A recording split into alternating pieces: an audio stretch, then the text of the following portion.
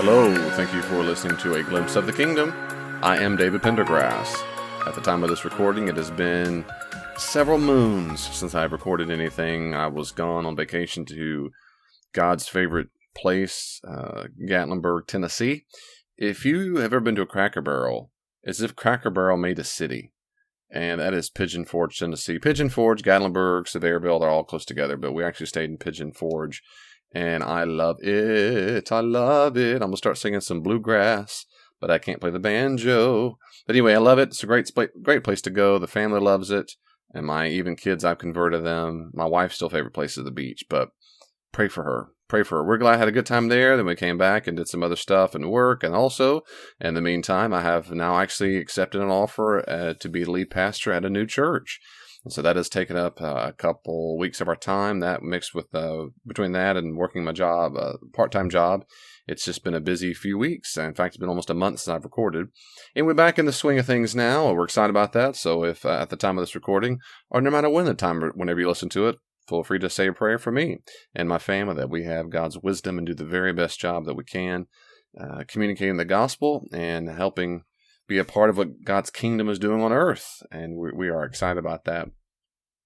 I wanted to have just a couple reflections today, and not to go too long into it, but reflections. At the time of this recording, this is where a lot of stuff's going on in the world in America, where the Black Lives Matter, and there are people, it's diminished some, but people who have ransacked buildings, they have defaced monuments, torn them down, they have shot people, killed people, thrown things at the police, they have established independent little towns and cities, and so forth, and I have a lot of opinions about that. But one thing in particular that has been interesting to me is online people putting comments about the rioters and why it's justified. They don't use the word justify, but that's exactly what it is. They're trying to justify their behavior. And what they do is give different reasons for it. One is a common one I've seen a few times people post on Facebook, is in reference to the Boston Tea Party. Of course, the Boston Tea Party was a political movement of the late 18th century in the United States, where the colonists rejected the Tea Act, where they taxed them, and there's a lot of taxation that occurred back at the time period, and they had an expression there, no taxation without representation. Basically, the British were taxing the American colonists and on just about everything, particularly paper and stamps and tea and whatever, and they'd had enough, and so they threw overboard over 300 crates of tea to rebel against this taxation without representation.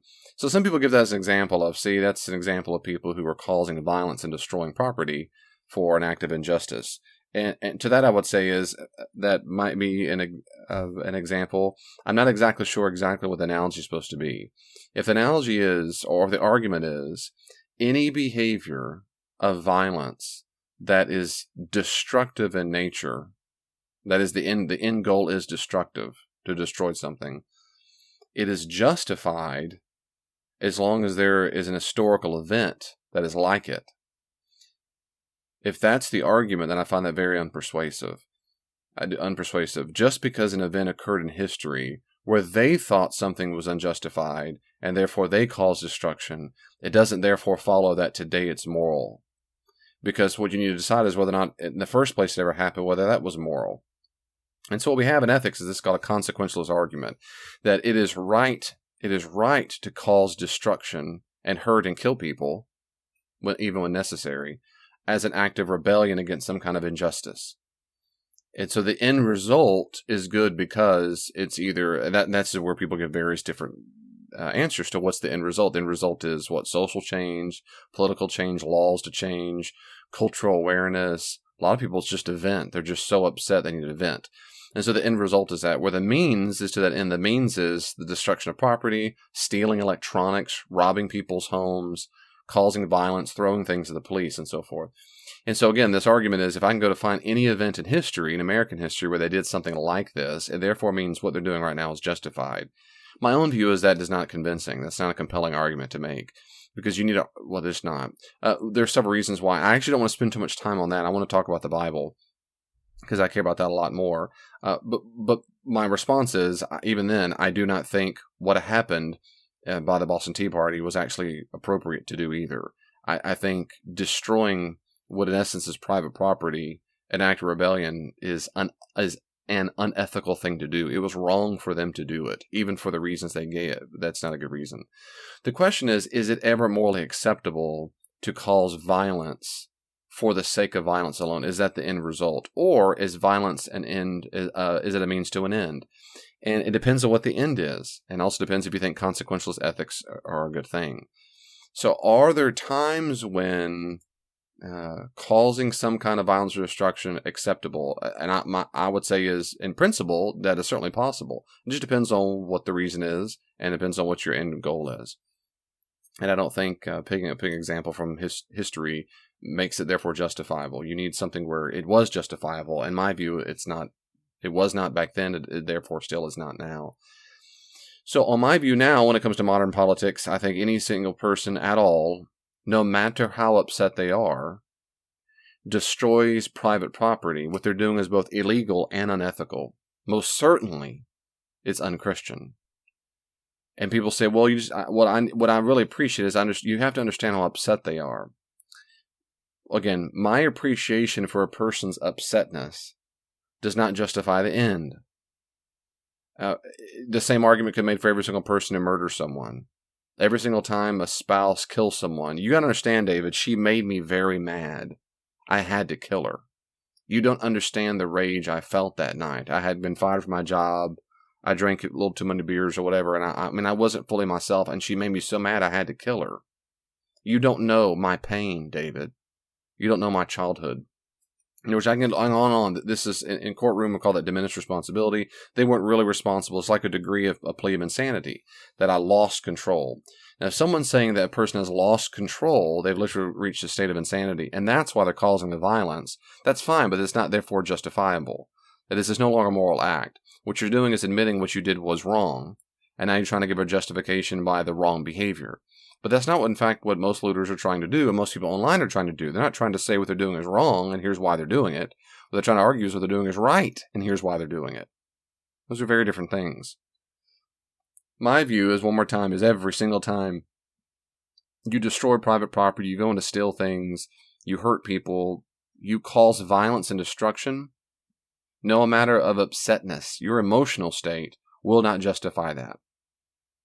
Now, I'm a Christian, and that's different for people who are not Christians. Pagans, if you're just evolved chimps, that's all we are, or maybe you're of different religious persuasions or faiths, or you're an atheist or a Satan worshiper or Muslim, Buddhist, whatever. You have different ethical system. But as a Christian, I would find that overwhelmingly unconvincing. And I cannot fathom how any Christian would ever support such a belief. Ever. Ever, ever, ever.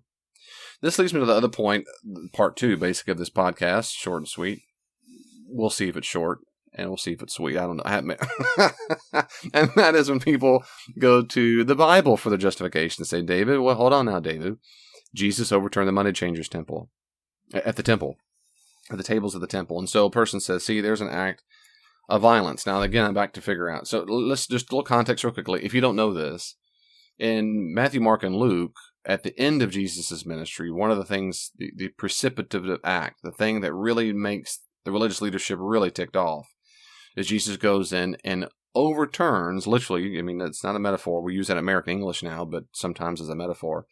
He literally goes up to the tables where people were employed by the temple to be money converters, because people would take in money, foreign currency from around the Roman Empire if they were a Jew, and they had to come in to pay their perfunctory temple tax before they could offer their offering of their sacrifice. And to pay that tax, you had to use the local temple currency because it did not have any foreign images on the coinage. So you had to switch over to the tire. It's a silver piece made locally, basically, and it had basically stable rate of what it was worth. But anyway, I'm not going to get bogged down on that right now. The point is, what they were doing was a necessary function, because foreign currency, particularly from the Roman currency, it had an image of the Caesar on it. You weren't supposed to have any images anywhere in the temple. And so these people were employed by the temple to change your money. So you came into town, it's like bringing your pesos or your Canadian cash, whatever, and you would change it to, like we'd say, like to American dollars. And yeah, they probably got a little cut and some profit from it for sure. And that's what they did. Well, then they would give you money you could use, and you could use that money, then go into the Temple Mount and purchase animals to use for your offering or your sacrifice. Now, if you could bring your own animal that was unblemished, that's great. The problem is it was very difficult for most people who came to Jerusalem during Pesach or Passover. They could not afford to carry their animal in a special place thing to make sure the animal didn't break his leg and on the way there. So what the cheapest option to do was you saved up some cash, you brought your money, you did your money exchange, then you went to the temple ground to their big fat zoo, basically, of animals they had raised all year long, and you bought one there on the spot, and you offered it to them.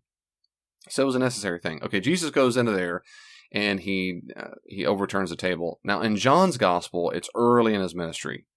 And so some people say Jesus must have done it twice, and that's certainly possible. Most New Testament scholars disagree. Most New Testament scholars think John has moved this incident to the beginning of his gospel because John is trying to make sure that his audience knows that Jesus is a walking temple. That from the very beginning of Jesus' ministry, we're supposed to realize that the temple is defunct. It is no longer useful now that Jesus is here. He's a walking tabernacle, a walking temple. So there's a theological reason to change the chronology. But you can have your own view on that. It's just that is the standard view amongst scholarship. Anyway, he does do it, and he overturns the table, gets people really upset. Okay, so some people say, see, David, that's an example. Now, what's unclear to me is precisely what kind of analogy a person's trying to make. And there are two different things to do about this, two different ways to come at this, it seems to me. And this is what I do in all my podcasts and sermons and lessons and whatever. And that is when you go to the biblical text, which I think we always should go to the biblical text first, and then which I do, there's two major steps. Step one is what we call exegesis. What is the text meant to them? We try to discover what it meant to them, and that's usually where you employ all kinds of historical critical methods, literary methods, to try to figure out what the words and the concepts meant to them, an ancient person 2,000 years ago, or 3,000 or 4,000, depending on which text you're reading. But in this text, the Gospels, it's roughly 2,000 years ago. So the first question is, what did Jesus' behavior act mean to them? What was he thinking? What did it mean to them when they saw it and experienced it? The second step is different. The second step is to ask the question, now what do I do? What does it mean to me today? And loosely we call this hermeneutics. That's where you connect the dots. That's where you time travel back to our present day. So step one, what did it mean to them? Step two is, what does it mean to us today? And that sequence matters. Most people do not have a sequence because most people skip over step number one, except for scholars. And that to me is one of the greatest horrible embarrassments of the modern church. Is that no one has a clue what was going on in the ancient world because they're so uneducated. And then we shove down everyone's throat this idea that everyone's a minister and everyone doesn't need to learn any education and they don't know what they're talking about. So by the time you get to step two, it's a free-for-all. People who do have training in step number one of what did it mean to the ancient world, they find the most frustration with people like that because their step two is always disagrees and it's always quite bizarre. Not always. That's exaggerative. It's often quite bizarre. Because they'll say, well, it means to us today blank. When you go, why did you think that? It never, ever, ever could have meant something close to that at all in the first century. So it gives us parameters. It's not a power struggle. It's not as if people who study step number one, they can, but that's not, they can be punks. They can be condescending punks. But just because they study it doesn't mean they are a condescending punk. Instead, people like me, hopefully I'm not one, it just means that our goal is we're trying to help people at minimum have parameters or boundaries upon our interpretation. So then when we go to what does it mean to us today, we can't say, what it really means for us today is that aliens are among us and that we should all go worship Satan. So, well, it can't mean that. It can't mean that because that's not, that has nothing to do with the first century. So it just gives us limits on stuff that would hopefully stay within what we call orthodoxy. Okay, step one, step two. So when I ask a person today, if I were to ask them, when you say modern rioters and looters, and then we will look at Jesus, I'm trying to figure out which of these things they think is a comparison. Is it exegesis or is it hermeneutics? Do they think Jesus is like an ancient looter? Is Jesus an ancient rioter? Is that what they think what was going on in the first century? Or two, are they saying yes or no, but step two is this is how we should apply it? So I'm not sure. So let me briefly explore both of those options and tell you what my view is. So the first thing is, nobody in scholarship, and again, maybe just, if you listen to my podcast often, you'll maybe believe me when I say this, just because of detail. I'm not going to go through all the details right now because just trying to get a brief podcast. And secondly, just because I'm saying most scholars doesn't, I'm not making an argument from authority as if you have to believe this way too, because scholars think that way. I'm just saying this is the way it is, and and I find it most persuasive as well.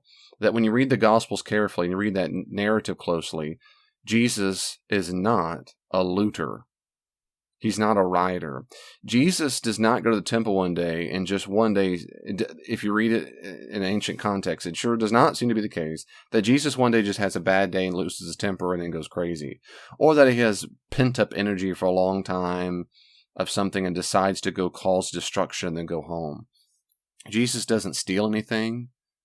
He doesn't rob anybody. He doesn't deface personal property with spray paint. He doesn't hurt people. He doesn't throw rocks and bricks at the Pharisee police officers. I mean, the temple police officers. They have temple guards who have been kind of like police officers. He doesn't do that at all. So he doesn't tear down statues. He doesn't. I mean, I don't know. He doesn't start a movement called Jewish Lives Matter. I mean, I don't know. The point is, I'm not sure if a person's trying to draw an analogy to the ancient world. I don't get it. The one thing, if I were to grant that's a similarity, is that Jesus does something that you might call an act of violence. He overturns the money changers. In fact, in John's gospel, it says he gets a rope, he turns to a cord, and he starts whipping people, like the ground, or whipping you, like, get out of here, get out, almost like you're doing a fly swatter. And that's not a peaceful protest there. I mean, that's an act of violence. If someone says that's the only point we're making, I'll say, well, fine. But to me, it matters very much what they're doing when it comes to the violent protests. What are they doing?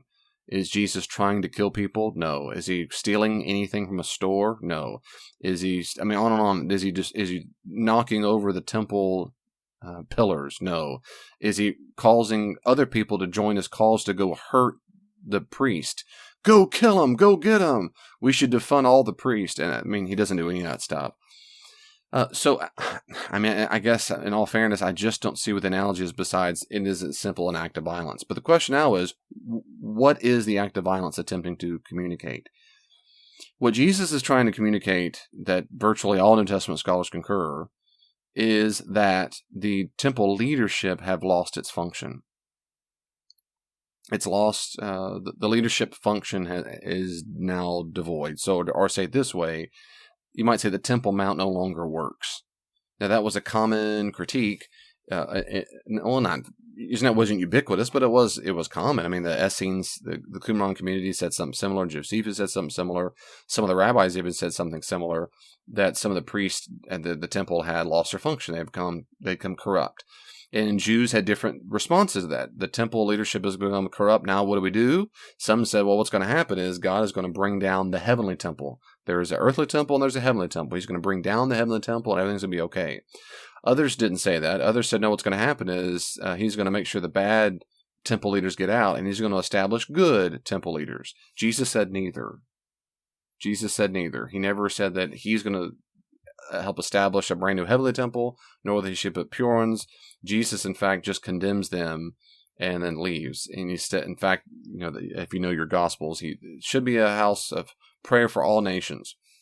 What's unclear, and I have other podcasts on it, it's unclear if Jesus' protest has been precipitated because the money changers probably were not there, but a few years before this event, we have evidence that in Josephus, who's a Jewish author, we have evidence that this was a fairly new occurrence. And so we're not exactly sure if Jesus is extra worked up because this just happened, or if something else. That's unclear. But what is clear is that this is, we say in scholarship, this is a prophetic sign act. So as a prophet of God, he is enacting a judgment upon the temple leadership. That what this is not is an act of violence because of some injustice. This is a prophetic sign act, like when Jeremiah smashed clay pots to prove his points, or Isaiah slept on one side, and on it goes. It's an outward sign act of a biblical, a God message through a prophet. And that's virtually what all New Testament scholars believe. So that's the major distinction between an ancient first step, exegesis between a modern person today is Black Lives Matter, and that's a sweeping term, but anybody who's a looter, anyone who's causing destruction, if a person thinks they're used by God as a prophetic sign act in modern times, I just don't find that persuasive whatsoever. You might be able to convince me, but I can't fathom what the evidence would be. I don't know. I don't know what it'd be. It just seems to me that it's just simply a disanalogy. That what Jesus was attempting to accomplish and what he did accomplish by judging the temple, that one-time event, has nothing to do with causing destruction and hurting people. I can't fathom. And then the step 2 when it comes to hermeneutics is maybe people who say, well, look at Jesus today, they're trying to draw analogy not to the ancient context, but the second step, which is how we Christians apply that. Well, again, if step 1 is off, to me, step 2 has to be off as well. Because then I'm going to ask the question, what do you think the application is? Is the application that Jesus is really teaching his disciples that every single time you sense something you don't like, you're supposed to go do an act of violence? If that's what you think every single time, then I fundamentally disagree with you, and the New Testament disagrees with you.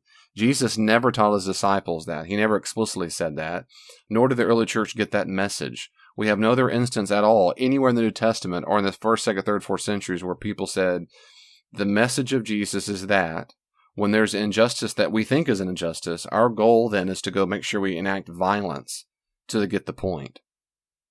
So if that's what your point you're making today is, I don't find that persuasive.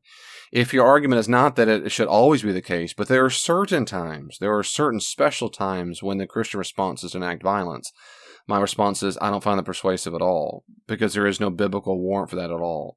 I cannot fathom Jesus defacing statues, throwing bricks at the police officers, shooting people, robbing DVD players and TVDs from Best Buy or whatever, putting things on fire,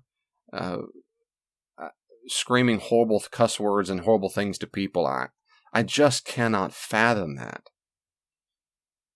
No matter how upset Jesus got, he would not have done that. He did not do that. What Jesus did in response to injustice was to die on the cross.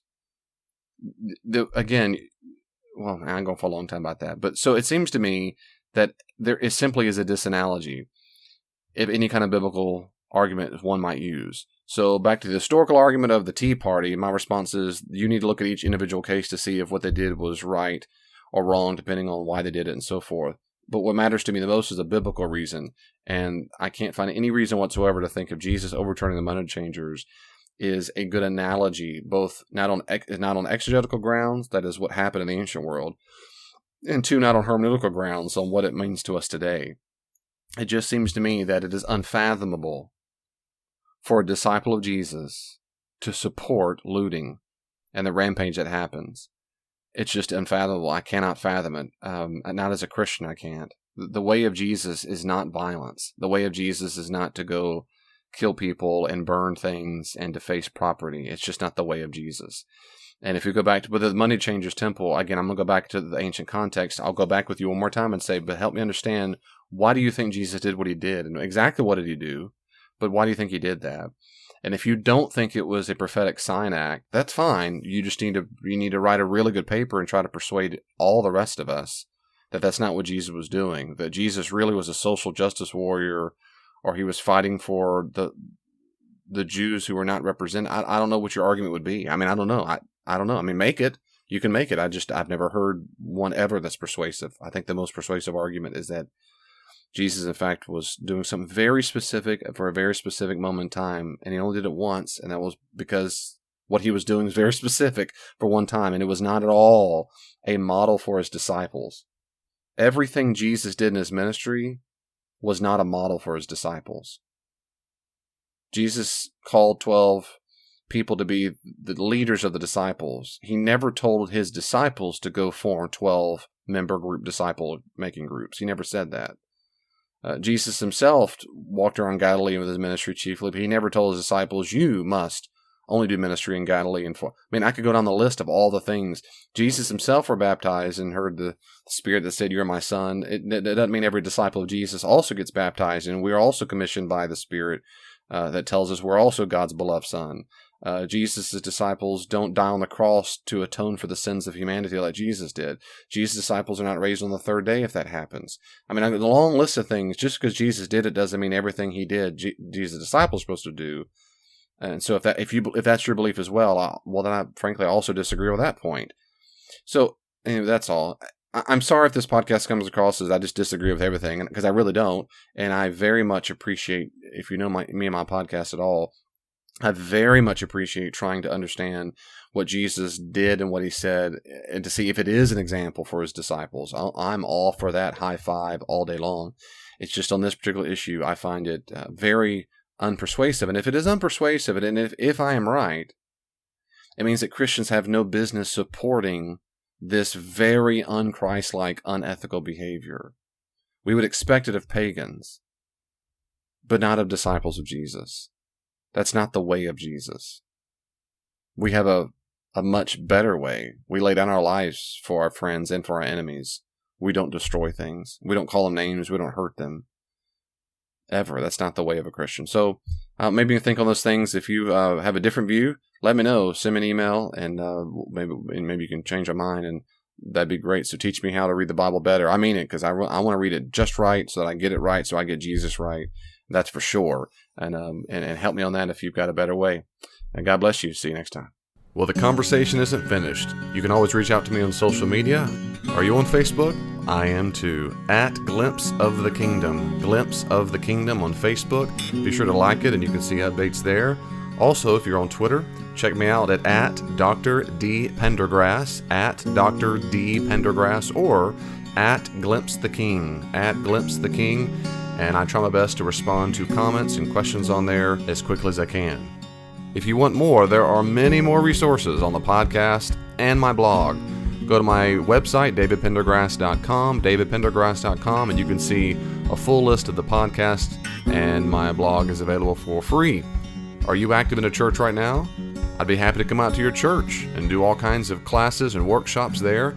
Check out davidpendergrass.com, davidpendergrass.com for more information. And may God in His great grace give you even just a glimpse of His kingdom this week. See you next time.